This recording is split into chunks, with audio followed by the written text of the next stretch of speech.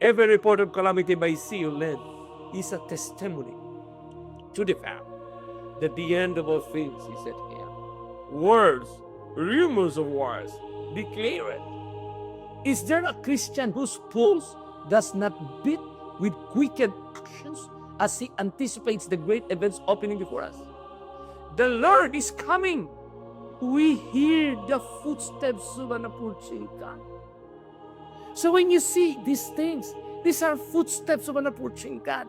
Huwag nating lagyan ng before. Huwag na nating lagyan ng soon, kapatid. Because the moment you put that word soon, it extinguishes the urgency. It denies the fulfillment of Christ's spoken words. This is high time for us to clearly define that Christ is coming. It's not about Christ is coming very soon. That was 175 years ago. Christ is coming very soon. But today, Christ is coming.